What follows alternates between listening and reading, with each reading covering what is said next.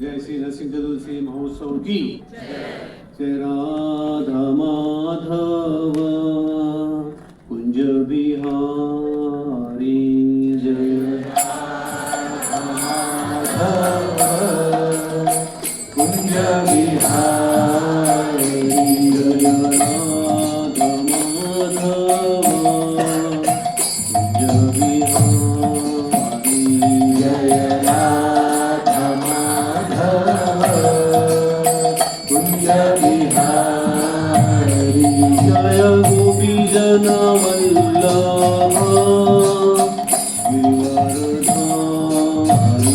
जय गोपी जन वल्लभ गिरिवरधारी जय गोपी जन वल्लभ गिरिवरधारी जय गोपी जन वल्लभ गिरिवरधारी यशोदानंदन व्रज जनरंजन यशोदानंदन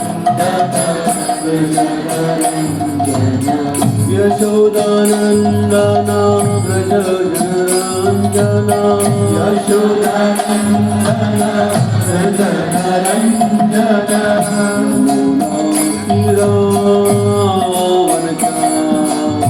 यमुना तीरा वनचारी यमुना तीरा वनचारी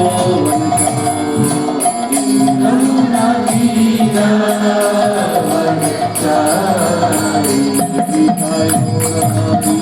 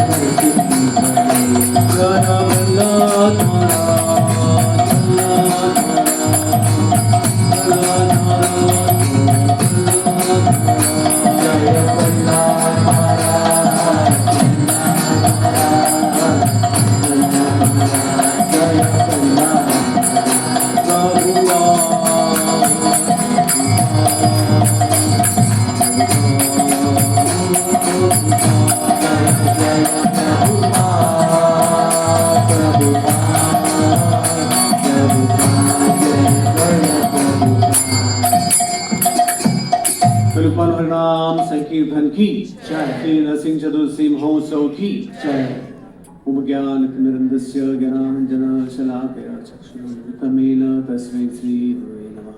जय श्री कृष्ण चैतन्य प्रभु नित्यानंद श्री अद्वैत शिवासादि गौरभक्त। हरे कृष्णा कृष्णा कृष्णा हरे हरे हरे राम राम राम हरे हरे। हरे कृष्णा। जैसे आप देखते हैं कि आज खास करके संपूर्ण इस्कॉन के द्वारा पूरी पृथ्वी पर कम से कम 500 इस्कॉन के मंदिरों में नरसिंह चतुर्दशी मनाया जा रहा है। तो आज समय के अभाव के कारण हम आपको केवल आधे घंटे में श्रीमद् भागवतम के 7वें स्कंद में नरसिंह देव की जो लीला है, प्रहलाद नरसिंह की लीला है, तो ये इसमें 10 अध्यायों में खास करके नारद मुनि और युधिष्ठिर महाराज इनका एक कथन है। तो जब ही 7वां स्कंद आरंभ होता है तो इसके अंतर्गत हम देखते हैं कि परीक्षित महाराज जो है उन्होंने सुखदेव गोस्वामी से जिज्ञासा किया कि किस प्रकार भगवान ने हिरण्याक्ष का वध करके और इंद्र और देवताओं का साइड लेके एक प्रकार से भगवान पक्षपाती बन गए।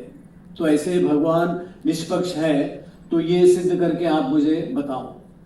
तो जैसे उन्होंने ये प्रश्न किया तो उसके पश्चात जो है सुखदेव गोस्वामी फिर उनका जो संशय दूर करने के लिए फिर वो आगे बताते हैं कि किस प्रकार पहले जब ये रासु यज्ञ हुआ था महाभारत के समय, तो उस समय क्या हो गया कि शिशुपाल और दंतवक्र का जब कृष्ण भगवान ने वध किया था, तो साक्षात जो है युधिष्ठिर महाराज ने देखा, क्योंकि वो दोनों बचपन से भगवान का जो है अपराध करते थे, उनके प्रति जो है ईर्ष्या करते थे, फिर भी उनको सायुज मुक्ति हो गई। तो ये जो है युधिष्ठिर महाराज को बड़ा एक ये हुआ कि बचपन से भगवान से ईर्ष्या करने के बावजूद भी किस प्रकार इन लोगों को इतनी अच्छी सदगति कैसे हुई। तो ये उनके अंदर एक जिज्ञासा थी। और दूसरा एक उनके प्रति एक जिज्ञासा था कि जो वेद था, तो ये वेद जो है उसको जो है इतना वो पापी होने के बावजूद भी उसको नरक की यातना, नरक में क्यों जाना पड़ा। तो युधिष्ठिर महाराज का जो ये है उनके मन में जो संशय है, तो इसको नारद मुनि क्लियर करते हैं। तो 7वें स्कंद के अंतर्गत ये 10 अध्याय है, उसका मैं आपको शीर्षक पहले पढ़ के बताता हूँ, फिर आपको हम संक्षिप्त में एक एक अध्याय का 2-2 मिनट में वर्णन करेंगे। तो पहला अध्याय का शीर्षक है समदर्शी भगवान। तो गीता में आप देखते हैं कि भगवान बताते हैं 9वें अध्याय में, समोहम सर्व भूतेषु न मे द्वेषेषु न प्रिय। ठीक है। फिर असुरराज हिरण्यकशिपु, तीसरा अध्याय है हिरण्यकशिपु का अमर बनने की योजना। चौथा है ब्रह्मांड में हिरण्यकशिपु का आतंक। फिर 5वां अध्याय है हिरण्यकशिपु का साधु पुरुष प्रहलाद महाराज, साधु पुत्र। फिर 6ठा अध्याय है प्रहलाद महाराज जो है वो अपने सहपाठियों को जो है वो उपदेश देते हैं। फिर गर्भ में उन्होंने क्या सीखा। फिर 8वां अध्याय है भगवान नरसिंह द्वारा जो हिरण्यकशिपु का वध। 9वां अध्याय है प्रहलाद महाराज द्वारा नरसिंह देव की स्तुति। फिर 10वां अध्याय है भक्त शिरोमणि प्रहलाद महाराज। तो पहला अध्याय बहुत ही रोचक है। तो इसमें हम देखते हैं कि नारद मुनि ने एक बहुत ही सीक्रेट फॉर्मूला दिया है कि किस प्रकार हमें, अगर कोई भी प्रकार से एक व्यक्ति, उन्होंने 5 ये बताए हैं, तरीके बताए हैं, अगर कोई भी एक तरीके से अगर प्रेम से या भगवान से ईर्ष्या करके हम भगवान के ऊपर ध्यान करने का प्रयास करते हैं, तो हम अवश्य इसी जन्म में भगवत धाम जा सकते हैं। तो जब युधिष्ठिर महाराज ने ये सब जिज्ञासा किया था, तो नारद मुनि जो है आप देखते हैं कि उन्होंने यही समझाया है कि किस प्रकार इस भौतिक जगत में ये जो बद्ध जीव है वो अगर भगवान के ऊपर अगर ये करते हैं, जैसे उन्होंने बहुत अच्छा उदाहरण दिया है, वो बताते हैं कि अतएव यदि कोई बद्ध जीव किसी तरह शत्रुता, भक्ति, भय, स्नेह या इसके द्वारा यानी ईर्ष्या के द्वारा भगवान पर अगर ये करता है, यानी अपना मन केंद्रित करता है, तो परिणामवश ऐसे व्यक्ति जो है वो अवश्य भगवत धाम जाएगा। तो नारद मुनि वो बताते हैं कि मनुष्य को भक्ति द्वारा भगवान के विचार में ऐसी गहन तल्लीनता प्राप्त करनी चाहिए जिसके कि वो शत्रुता के माध्यम से ऐसा या प्रेम से भी भगवत धाम वापस जा सकता है। तो ये नारद मुनि का कथन है कि किस प्रकार वो एक उदाहरण देते हैं कि एक मधुमक्खी, एक भृंगी एक कीड़े को पकड़ के वो उसको डराता है, और वो भृंगी जो है डर के फिर वो भी एक मधुमक्खी बनता है। तो यहाँ वो उदाहरण दे रहे कि किस प्रकार अगर एक व्यक्ति भगवान पर नियमित ध्यान करता रहेगा। फिर नारद मुनि और एक श्लोक में उदाहरण देते हैं कि वो बताते हैं, राजा युधिष्ठिर, गोपियों ने अपनी विषय वासना से, कंस ने भय से, शिशुपाल तथा अन्य राजा ईर्ष्या से, और यदुगण ने जो है कृष्ण के परिवार के संबंध से, और तुम पांडव कृष्ण के प्रति अपार स्नेह तथा हम सारे जो है सामान्य भक्त अपनी भक्ति के द्वारा कृष्ण की कृपा को प्राप्त कर सके। तो यहाँ उन्होंने 5 उदाहरण दिया है कि किस प्रकार ने यानी अलग अलग लोगों ने यहाँ भगवान की यानी कृपा प्राप्त कर ली है। तो इस प्रकार वो बता रहे हैं कि अगर जो राजा वेड था, तो उसने इसमें से कोई भी एक भी प्रकार से वो भगवान के अंदर मन लगा नहीं पाया, इसलिए उसको सदगति प्राप्त नहीं हुई। तो ये पहला अध्याय का जो है एक शॉर्ट ये था सिनॉप्सिस। तो इसमें आगे वो बताते हैं कि एक बार चतुष कुमार वैकुंठ गए थे। एक्चुअली अगर आप देखेंगे एक भगवान की योजना थी। तो चतुष कुमार ने जो है द्वारपाल जय विजय को श्राप दिया, तो उनको उन्होंने 3 बार जो है असुर योनि में जन्म लेने का ये किया था, श्राप दिया था। तो पहला जन्म था हिरण्याक्ष हिरण्यकशिपु, दूसरा जो था रावण दंतवक्र, तीसरा था शिशुपाल और दंतवक्र। तो इसके पश्चात उन्होंने कहा कि आप भगवत धाम वापिस आएंगे। तो दूसरे अध्याय में यहाँ देखते हैं कि असुर राज जो है हिरण्यकशिपु। तो अगर आप देखते हैं कि संक्षिप्त में इस अध्याय में हिरण्यकशिपु के बारे में बताया है कि किस प्रकार हिरण्यकशिपु जो है हिरण्याक्ष का जब ये वध हुआ, तो उसने कहा कि ये जो है विष्णु है, ये पक्षपाती है। तो उसने मेरे भाई को मार के एक ओपनली उन्होंने जो है पक्षपात किया है। तो फिर हिरण्यकशिपु जो है उनके परिवार के, खास करके हिरण्याक्ष के जो परिवार के लोगों को एक सांत्वना देता है, और वो बहुत अच्छी तरह आध्यात्म की कथा भी, आत्मा की कथा बताता है, किस प्रकार आत्मा जो है शाश्वत है। फिर वो एक अच्छा 1-2 उदाहरण कथा बताते हैं। एक राजा थे सुयज्ञ उशिनर के, तो वो बताते हैं कि जब भी उनका वीर गति प्राप्त हुई, उनकी रानियां रो रही थी, तो यमराज जी एक बालक के रूप में आके यमराज जी ने उनको कहा कि ये व्यक्ति अभी कभी फिर से जिंदा नहीं होगा। तो आगे यमराज जी जो है उनको एक उदाहरण में बताते हैं कि किस प्रकार काल भगवान की शक्ति से इस भौतिक जगत में एक व्यक्ति की मृत्यु होती है। तो वहाँ यमराज जी जो है 2 कुलिंग पक्षियों की कथा बताते हैं, किस प्रकार एक बार एक बहेलिया ने एक कुलिंग स्त्री को, मादा को आकर्षित किया। उसके पश्चात उसने उसका जो कुलिंग पक्षी है उसको भी उन्होंने तीर से मार डाला। तो इस प्रकार वो बताते हैं कि भौतिक जगत में कोई भी कितना भी एक व्यक्ति प्रयास करे वो अमर नहीं रह सकता है। तो तीसरा अध्याय में अगर आप देखते हैं कि हिरण्यकशिपु जो है अमर बनने की उसकी योजना। तो आज भौतिक जगत में हम देखते हैं कि इस दुनिया में 3 माफिया कह सकते हैं हम लोग, ऐसे तो बहुत प्रकार के माफिया है। तो 3 बड़े लोग हैं इस दुनिया में, इस दुनिया को चलाने का प्रयास कर रहे हैं। पहला है वॉर लॉर्ड्स, जो आज इस दुनिया में जो युद्ध हो रहा है वो चाहते हैं कि हर एक देश में युद्ध होता रहे। तो क्योंकि वो वॉर के जो है युद्ध के सामग्री बनाते हैं, क्योंकि उनको मार्केट मिलेगा। तो पहले इनको कहते हैं वॉर लॉर्ड्स। दूसरा है ऑयल माफिया। अभी जो वॉर हो रहा है आप देख रहे हैं कि जो भी तेल का रेट बढ़ रहा है, ये अभी से नहीं है, 1970 से चल रहा है, पेट्रोल डॉलर, ठीक है। तीसरा जो माफिया है वो है अपना इसका मेडिकल का। मेडिकल इसमें अगर आप देखते हैं कि जितने भी फार्मास्यूटिकल कंपनीज हैं वो चाहते हैं कि हम लोग फ्रॉम वूम टू टूम, माँ के गर्भ में प्रवेश करने के बाद मरते दम तक दवा खाते रहे। समझ में आ रहा है?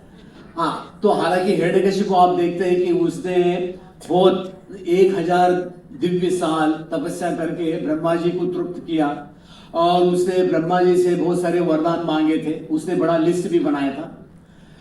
तो आप देखते हैं कि हालांकि हिरण्यकशिपु जो है अमर बनना चाहता था, ब्रह्मा जी ने उसका शरीर जो है वज्र जैसे बनाया, फिर भी हम देखते हैं कि वो अमर रह नहीं पाया। तो आज भी इस भौतिक जगत में हम देखते हैं कि हमें बहुत सारे जो है आश्वासन दिए जाते हैं कि हम आगे एक मनुष्य जो है वो अमर बन सकता है। तो आज जैसे मैंने एक मजाक में एआई से क्वेश्चन किया कि can you make me immortal, आप मुझे अमर बना सकते हैं क्या? तो कह रहे नहीं, अभी तो हमने उतना रिसर्च नहीं किया है। हमारा मेडिकल लोग जो प्रयास कर रहे हैं वो कह रहे थे कि हाँ, कोई अमर नहीं बन सकता। अगर सब लोग अमर बनेंगे तो दुनिया का पॉपुलेशन का बड़ा गड़बड़ हो जाएगा। चलो जो भी है, तो भौतिक जगत में हमें मालूम होना चाहिए कि एक व्यक्ति कितना भी बड़ा प्रयास करे वो जो है अमर हो नहीं सकता। एक 1970 की घटना है, जब भी प्रभुपाद जी अमेरिका में थे, तो उस समय अमेरिका में एक बहुत बड़े व्यक्ति थे, धनी थे, वॉल्ट डिज्नी। तो आप लोगों ने मिक्की माउस कार्टून वगैरह बहुत देखा होगा। तो जब वो मरने वाले थे, उनके डॉक्टरों ने कहा आपको हम मरने के बाद भी जिंदा कर सकते हैं। तो बड़े चकित हो गए। उन्होंने कहा कि आप हमें केवल 2000 करोड़ डॉलर दे दो, आपको हम अगले 50 साल में कभी भी जिंदा कर सकते हैं। तो अभी 2022 में 50 साल हो गए, तो ये न्यूज में था कि ये वॉल्ट डिज्नी को जिंदा करने वाले डॉक्टर लोग जिंदा है कि नहीं। बाद में पता चला कि वो जितने भी डॉक्टर्स थे सब वो पैसा हजम कर गए, कोई उसमें से जिंदा नहीं है। और वॉल्ट डिज्नी का शरीर जिस हॉस्पिटल में रखा था, तो एक बार अमेरिका में बर्फ की वर्षा हुई, हिम वर्षा हुई, तो सारे जनरेटर ये वो पावर खत्म होके उसका शरीर गल भी गया। तो जो भी है हमें मालूम होना चाहिए, गीता में भगवान बताते हैं भौतिक जगत क्या है कि अशाश्वतम असुखम अनित्यम लोकम जन्म मृत्यु जरा व्याधि दुख दोष अनुरस्य। तो इस भौतिक जगत में कोई व्यक्ति कितना भी प्रयास करे शाश्वत रहने का, वो नहीं रह सकता। तो ये हिरण्यकशिपु का ये थर्ड जो है ये था अध्याय। तो फिर चौथा ब्रह्मांड में हिरण्यकशिपु का आतंक।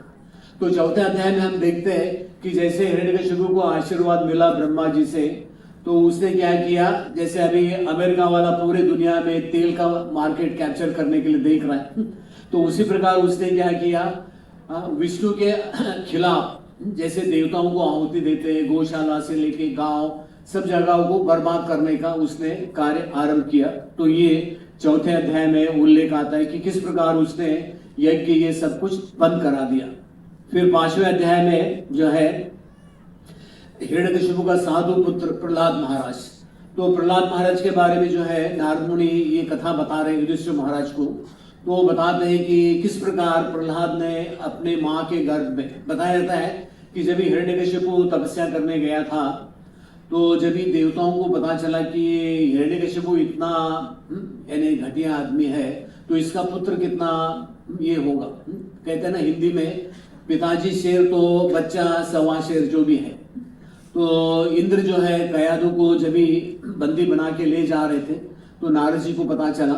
तो नारद जी ने उनको कहा कि देखो इसके पेट में जो बच्चा है वो भगवान का भक्त है, उसको आप मार ही नहीं सकते, मारे कृष्ण राके कृष्ण मारे के। तो फिर इंद्र जो है कयादु को रिहा कर देते। तो नारद जी उनको अपने आश्रम में लेके जाते। तो हिरण्यकशिपु के आने तक जो है बताया जाता है कि कयादु ने अपने प्रहलाद महाराज को अपने गर्भ में रखा, और इस प्रकार काफी समय तक प्रहलाद महाराज जो है अपने माँ के गर्भ में रहे। तो प्रतिदिन जो है नारद जी जो भी प्रवचन वर्क करते थे, तो इस प्रकार प्रहलाद ने ये पूरा श्रवण किया अपने माँ के गर्भ में। फिर 6ठे अध्याय में हम देखते हैं कि प्रहलाद महाराज जो है वो अपने क्लासमेट्स, अगर आप देखते हैं कि हिरण्यकशिपु ने प्रहलाद जी से पहली बार जब आलिंगन किया था, तो उन्होंने पूछा था कि तुमने क्या अच्छा पढ़ा है। तो प्रहलाद महाराज कहते हैं कि हाँ, एक व्यक्ति जो भावबंधन में बंधा हुआ है, तो ऐसे व्यक्ति को वनवास में जाना चाहिए। तो उस समय हिरण्यकशिपु जो है षंड और अमर से थोड़ा क्रोध करते हैं, कहते हैं कि इसको अच्छी तरह पढ़ाओ। तो फिर दूसरी बार जब ये षंड और अमर को उसको पढ़ा के ले आते हैं, तो उसकी बार पूछते कि अभी तुमने क्या पढ़ा। तो उस वक्त जो है प्रहलाद महाराज कहते हैं कि नवधा भक्ति श्रेष्ठ है, विष्णु भगवान के प्रति भक्ति करना चाहिए। तो अब की बार और वो बड़े क्रोध में आ जाते हैं। तो षंड और अमर को फिर से वार्निंग देते हैं।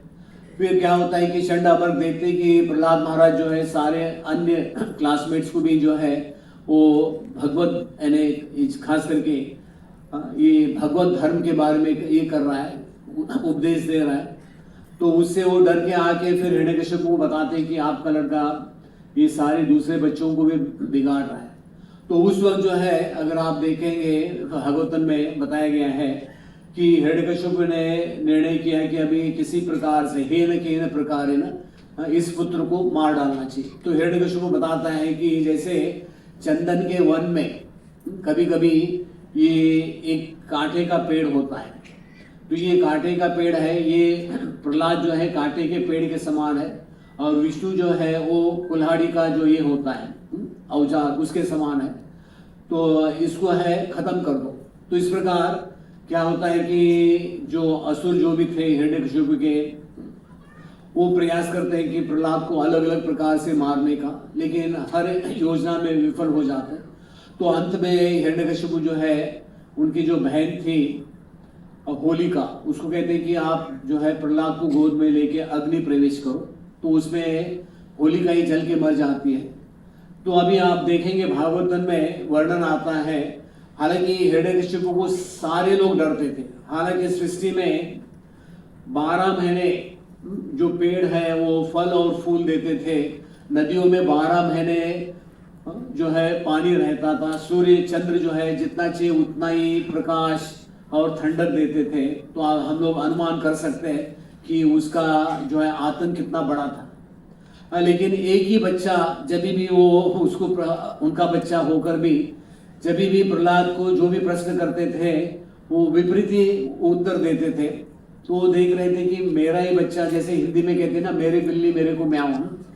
तो इस प्रकार हिरण्यकशिपु जो है वो बिल्कुल वो उसकी नींद जो है भंग हो गई थी।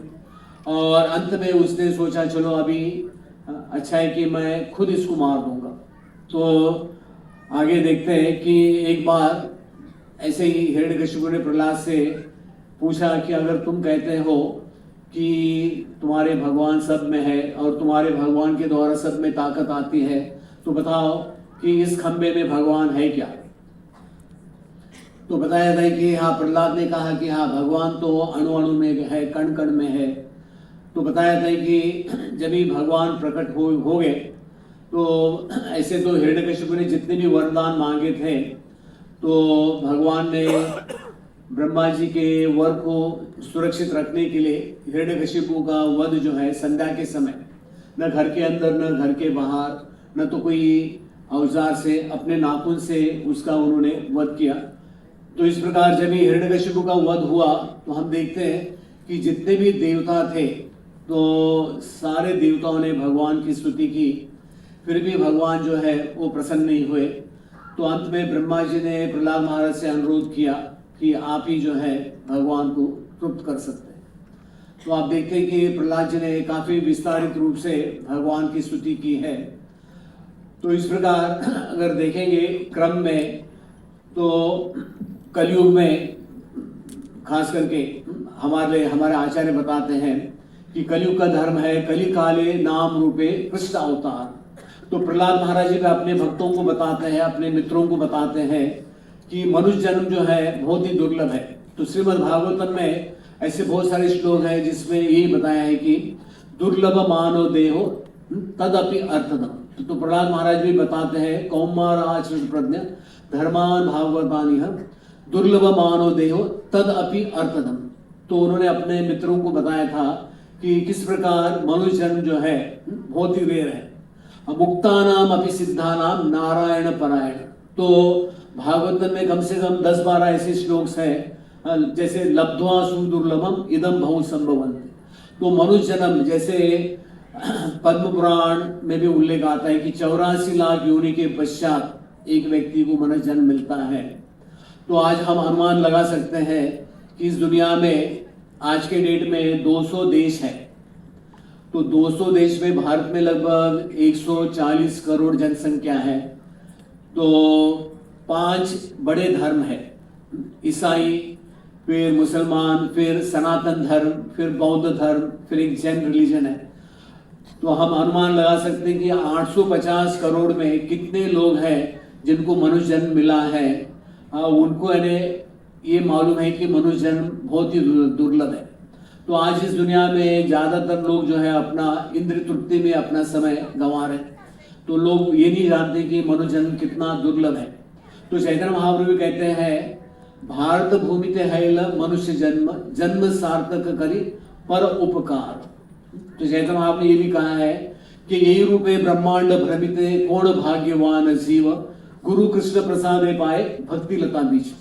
तो इस ब्रह्मांड में जीवात्मा जो है, ऐसे नहीं कि एक ही पृथ्वी है, एक ब्रह्मा के अंडर एक ब्रह्मांड होता है जिसमें 14 लोक होते हैं।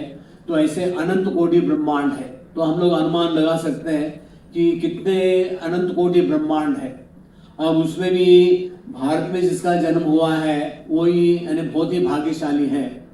और प्रहलाद महाराज जब भी प्रार्थना कर रहे थे तो भगवान से उन्होंने एक ही अनुरोध किया कि आप मेरे पिताजी को मुक्त कर दो। तो आप देख सकते हैं कि हालांकि पिताजी ने उनको पूरी तरह मारने का प्रयास किया, फिर भी प्रहलाद महाराज के मन में कोई भी ईर्ष्या नहीं थी। तो प्रहलाद महाराज जो है वो भगवान से कहते हैं कि आपका ये जो है विकराल रूप है उससे मुझे कोई डर नहीं लगता। जैसे शेर के बच्चे होते हैं तो उनको शेर से बिल्कुल डर नहीं लगता है।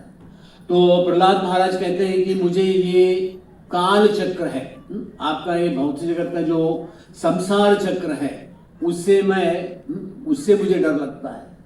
तो इसमें प्रहलाद महाराज का कहने का अर्थ ये है कि भौतिक जगत में हम जो संसार चक्र में है, तो हमारे आचार्य बताते हैं कि संसार चक्र का अर्थ है कि इस भौतिक जगत में पुनरअपि जननम पुनरअपि मरणम जननी जठरे शयनम, जन्म मृत्यु जरा व्याधि। अगर ऐसे देखा जाए तो एक जन्म लेना ये भी एक प्रकार का बड़ा दुख है, क्योंकि 9 महीने एक तो माँ के गर्भ में रहना पड़ता है। तो गरुड़ पुराण में बताया है कि जन्म होता है तो हमें जो वेदना होती है तो वो है जो शरीर की जो हड्डी टूटती है। अगर किसी का हाथ पैर टूट जाता है तो उस व्यक्ति को एक महीना तो प्लास्टर डालते हैं।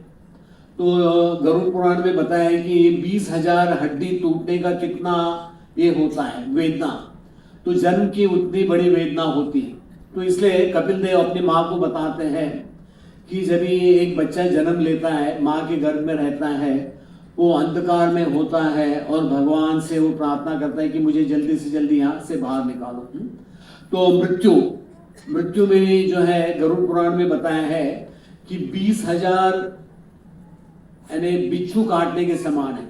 अगर एक भी बिच्छू काट लेता है तो एक व्यक्ति को इतनी वेदना होती है। तो हम लोग अनुमान लगा सकते हैं, जैसे रेलवे के ऊपर एक वायर होता है कॉपर का, तो उसमें 20,000 वैट करंट होता है। अगर कोई गलती से भी टच करेगा ऑन द स्पॉट वो गुजर जाएगा। तो हम लोग अनुमान लगा सकते हैं जन्म मृत्यु यानी कितना भयानक है। फिर जरा बुढ़ापा, तो कितना भी मेडिकल साइंस जो है प्रगति करे तो बुढ़ापा ही होता है। और व्याधि, जब भी हमें बीमारी होती है तो हम लोग अनुभव कर सकते हैं। तो इस प्रकार इस भौतिक जगत में प्रहलाद महाराज यही बताना चाहते हैं कि ये संसार जो चक्र है ये बहुत ही भयावह है। और प्रहलाद महाराज ने ये भी बताया है कि हमारी जो आयु है, अगर देखते हैं कि प्रहलाद महाराज कहते हैं कि 100 साल की आयु समझो, एक व्यक्ति 12 घंटा सोता है तो उसकी केवल 50 साल आयु शेष रह गई। फिर 50 साल में वो बताते कि बचपन के 10 साल तो खेल में चले जाते हैं। फिर आजकल किसी को MBBS भी करना है, फिर PG करना है तो 35 इयर्स का तो हो जाता है। तो हम लोग अनुमान कर सकते हैं कि फिर वो बताते हैं कि बुढ़ापे में 20 साल ऐसे चिंता में चले जाते हैं। बालावस्था क्रीड़ासक्त, युवावस्था तरुणीआसक्त, वृद्धावस्था चिंता मग्न। तो प्रहलाद महाराज ने भगवान की स्तुति में बहुत कुछ बताया है और अपने मित्रों को भी उन्होंने बहुत ही दीप ज्ञान दिया है। और आज हम देखते हैं प्रहलाद महाराज ये भी बताते हैं कि किस प्रकार जो पैसा है वो कहते हैं कि मधु से भी ज्यादा मीठा है। तो आज इस भौतिक जगत में एक प्रभुपाद जी कहते हैं कि रैट रेस, सब लोग पैसे के पीछे भाग रहे हैं। तो प्रहलाद महाराज की शिक्षाएं है बहुत ही सुंदर है। तो प्रभुपाद जी का एक छोटा किताब भी है प्रहलाद महाराज की शिक्षाएं, कभी आपको टाइम मिलता है तो पढ़ सकते हैं। तो समय की कमी के कारण हम लोग ज्यादा डिटेल में नहीं जाएंगे। तो जैसे मैंने आपको बताया कि प्रहलाद महाराज ने भगवान से ये निवेदन किया है, तो आपके विकराल रूप से मुझे कोई डर नहीं है, लेकिन मुझे ये संसार जो चक्र है उससे मुझे ज्यादा भय है। वो यानी इसलिए बता रहे क्योंकि भौतिक जगत में हर एक व्यक्ति को कहते हैं ना इसके थ्रू जाना है। इस भौतिक जगत में जातस्य ध्रुव मृत्यु, तो एक व्यक्ति को इन जो है चारों इसमें से गुजरना होगा। तो क्योंकि भौतिक जगत में जो है अंग्रेजी में कहावत है experience is the best teacher, तो वो तो सबको जो है सामना करना ही पड़ेगा। लेकिन जब एक व्यक्ति भक्ति करते हैं, भक्ति में लग जाता है, तो जब एक व्यक्ति को आध्यात्म पर वो आ जाता है, आध्यात्म के स्तर पर आ जाता है, तो फिर उस व्यक्ति को ये भौतिक जो है धरातल पर का जो भी ये संसार चक्र है तो उसमें उसको ज़्यादा उसकी वेदना नहीं होगी। तो ये प्रहलाद महाराज ये बताना चाहते हैं कि हमें भौतिक जगत के इन चीज़ों से अवगत होना चाहिए, और वो भगवान से यही निवेदन करते हैं कि जो है प्रहलाद महाराज कहते हैं कि जब तक इस भौतिक जगत में जितने भी बद्ध जीव है वो आपके प्रति शरणागत नहीं होंगे, तो मैं उनको जो है एक प्रयास करूंगा आपके पास मैंने भक्ति में लाने का। तो इस प्रकार आपको हमने संक्षिप्त में यानी एक ओवरव्यू दे दिया, यानी ये 10 चैप्टर्स का। तो श्रीमद् भागवतम के जो 10 सब्जेक्ट्स हैं, तो उसमें जो प्रहलाद महाराज के जो 7वां स्कंद का जो लीला है, इसको कहते हैं ईशानु कथम, और 10वें अवतार में भी नरसिंह देव का जो है 4थे नंबर पर ये आता है। तो अगर हम देखते हैं कि आज भौतिक जगत में ऐसे भी लोग हैं, वो कहते हैं कि हम लोगों का पहले हम लोग हंट गैदरर्स थे, जंगली लोग थे, अभी धीरे धीरे हम लोग जो है विकसित मानव बन गए। ये सब मूर्खता है। किसी व्यक्ति ने कहा कि भगवान का कैसे इवोल्यूशन हो गया, पहले भगवान मच्छी थे, मच्छी से भी एंड में वो एक पूर्ण पुरुष बन गए। तो भौतिक जगत में जो है लोग कुछ ना कुछ तर्क लगाते रहते हैं, लेकिन हमारा प्रयास होना चाहिए। खास करके हमारे आचार्य बताते हैं, भक्त लोग बताते हैं कि आज के दिन हमें नरसिंह देव से क्या प्रार्थना करना चाहिए। हालांकि हम देखते हैं कि ये 3 बार इन्होंने जय विजय जी ने जो जन्म लिया है, ये हमारे 6 अनर्थों का ये दिखाते हैं। हमारे अंदर 6 अनर्थ हैं। तो रावण जो है वो काम का प्रतीक है, फिर दंत वक्र क्रोध का प्रतीक है, फिर लोभ का प्रतीक है हिरण्याक्ष, फिर हिरण्यकशिपु जो है वो इसका गर्व यानी अहंकार का प्रतीक है, फिर रावण का भाई कुंभकर्ण वो जो है माया का प्रतीक है, काम क्रोध लोभ मद मोह का प्रतीक है, और शिशुपाल वो जो है ईर्ष्या का प्रतीक है। तो प्रभुपाद जी श्रीमद् भागवतम के 9वें स्कंद में रामलीला में लिखते हैं तात्पर्य में, तो जब भी हम भक्ति में आ जाते हैं तो कम से कम हम लोगों को जो है भक्तों से ईर्ष्या नहीं करना चाहिए। तो इस प्रकार अगर आप देखते हैं ये जो लीला है, खास करके नरसिंह लीला, तो भगवान जब भी वो चाहते हैं कि वैकुंठ से बाहर आके ऐसे कुछ लीलाएं हैं जो भगवान गोलोक वृंदावन में या वैकुंठ में नहीं कर सकते, तो वो लीला भगवान आके भौतिक जगत में करते हैं।